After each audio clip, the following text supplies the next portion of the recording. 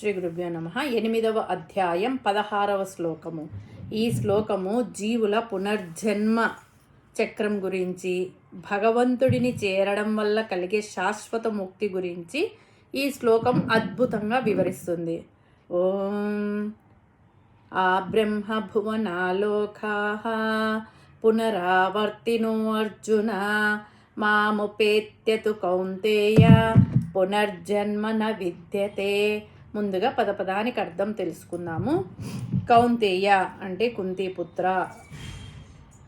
ఆ బ్రహ్మ భువనాత్ బ్రహ్మదేవుడు నివసించే బ్రహ్మలోకం మొదలుకొని లోకాహ సమస్త లోకములు,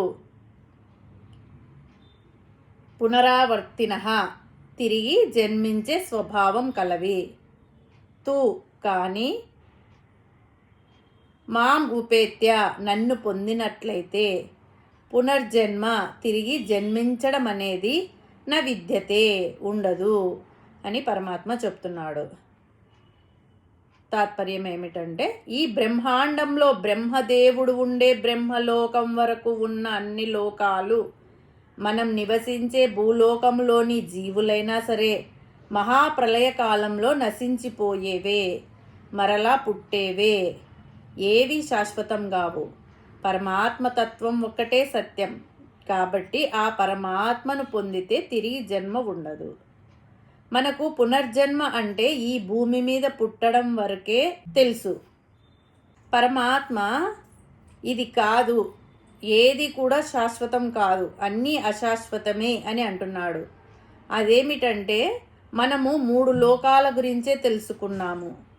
మన పురాణాల ప్రకారం విశ్వంలో 14 లోకాలు ఉన్నాయి. అతల వితల సుతల రసాతల తలాతల మహాతల పాతాల అనే 7 అధోలోకాలు, భూ భువర్ సువర్ మహర్ జన తప సత్యలోకాలు అనే 7 ఊర్ధ్వలోకాలు. వీటిలో అత్యున్నతమైనది బ్రహ్మదేవుడు నివసించే బ్రహ్మలోకం. వీటన్నింటికంటే ఉత్తమమైనది పరమపదం. ఈ 14 లోకాలు కూడా అశాశ్వతములు, అంటే బ్రహ్మలోకం కూడా అశాశ్వతమని ఈ శ్లోకంలో చెబుతున్నాడు పరమాత్మ. బ్రహ్మలోకం మొదలుకొని అన్ని లోకాలు కూడా శాశ్వతాలు కావు. ఏ లోకానికి పోయినా మరల పునర్జన్మ తప్పదు.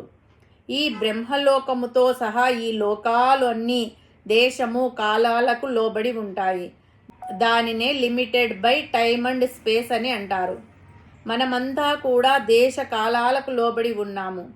మనం నిలబడితే 2 అడుగుల పొడవు, 2 అడుగుల వెడల్పు, 6 అడుగుల ఎత్తు, మొత్తం 24 ఘనపు అడుగులు. ఎక్కడికి పోయినా మనం ఆక్రమించేది ఈ 24 ఘనపు అడుగులే.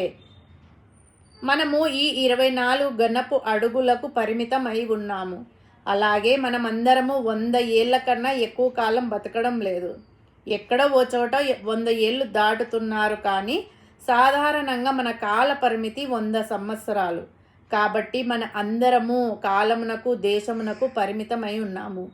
జన్మ ఎత్తిన అందరూ ఈ దేశ కాలాలకు లోబడి ఉంటారు.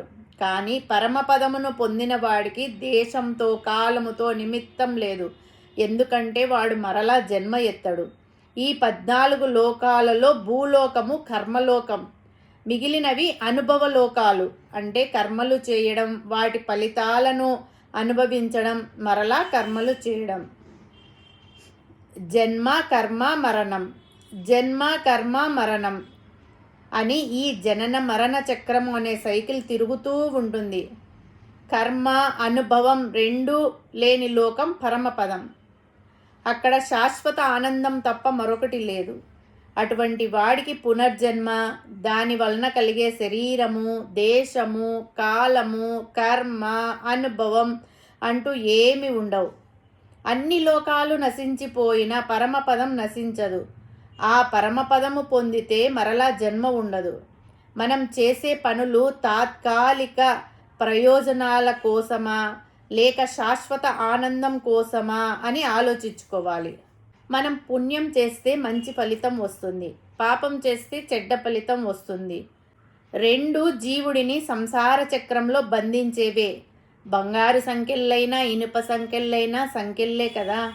కాబట్టి ఫలితాన్ని ఆశించకుండా నిష్కామ కర్మతో చేసే ప్రతి పనిని భగవదర్పణంగా కృష్ణార్పణమస్తు అని చేసినప్పుడు ఆ కర్మలు మనకు అంటుకోవు.